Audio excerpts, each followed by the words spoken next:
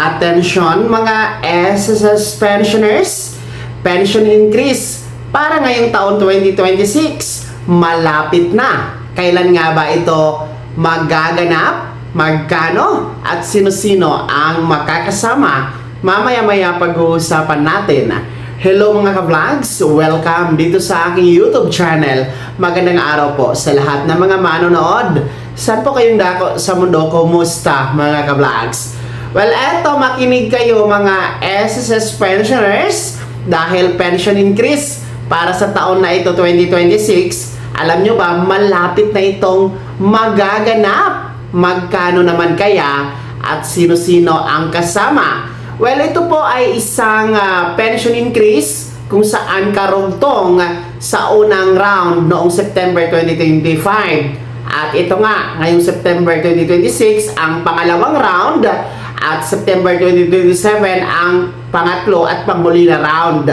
Ito po ay nasa ilalim pa rin po ng SSS Pension Reform Program kung saan 3 taon ito na magkasunod-sunod na pension increase tuwing Setyembre. Baka magtanong kayo, bakit Setyembre ito ginaganap ang pension increase under the Pension Reform Program? Dahil nga, ang buwan ng Setyembre, yan po ay anibersaryo ng SSS.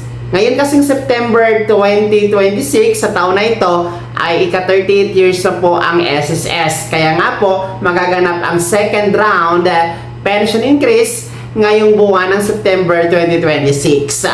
Well, magkano po ang pension increase?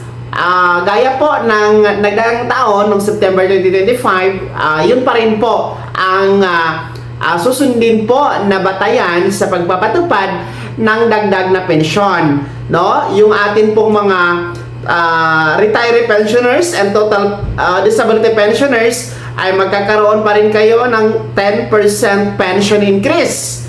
No? Samantalang ang ating mga survivor pensioners ay magkakaroon pa rin po kayo ng 5% o 5% pension increase. So, hindi lang talaga magkapantay-pantay mga ka-vlogs. Actually, naitanong din po yan sa SSS sa pamamagitan kay Mr. Carlo Villacorta, no, nang siya ay na-interview, no, sa isang media.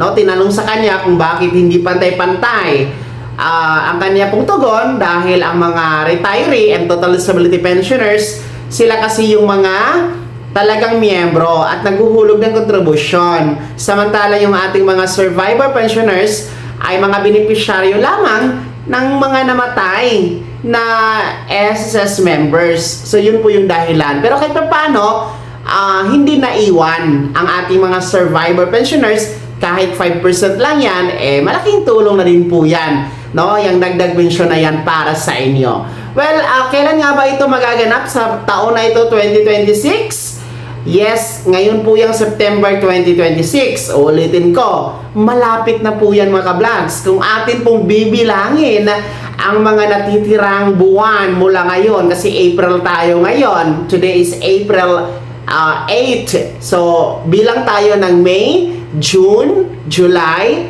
and August. 4 na buwan na lang.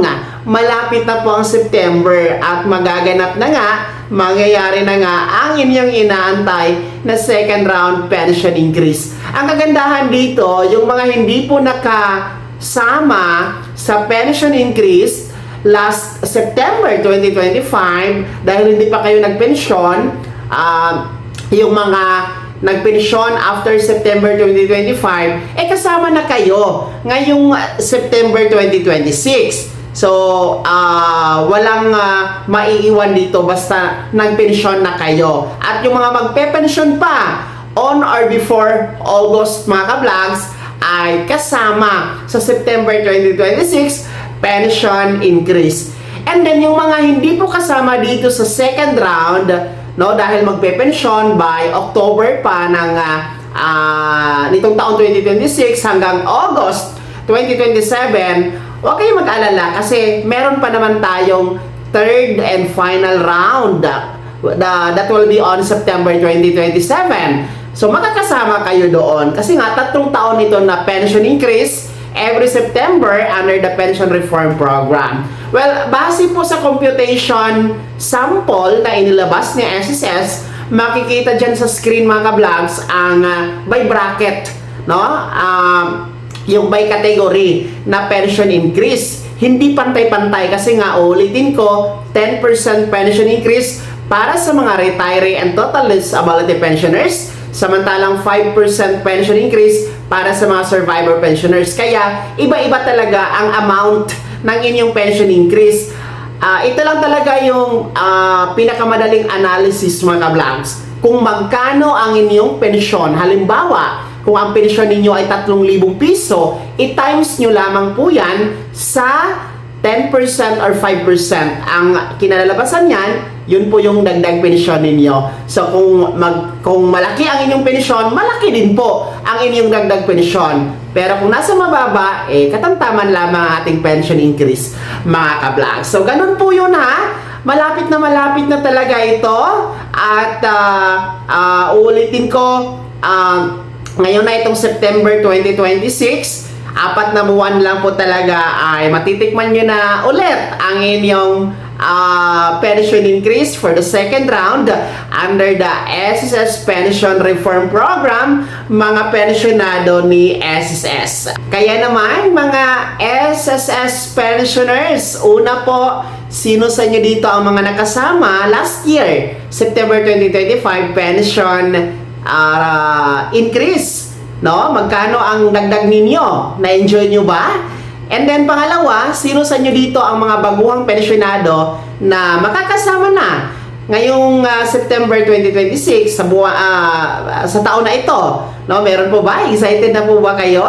Well, lahat ng yan, mga reaksyon nyo at komento ay bahagi niyo po sa comment section na nasa baba, pakilakip ng buong pangalan at kung taga saan kayo. Kung bago ka pa lang sa akin channel o di ka pa nakasubscribe, i-click niyo muna ang subscribe button na nasa baba. Huwag kalimutan na pindutin ang notification bell, ilagay sa all para una ka sa mga balitang i-upload ko.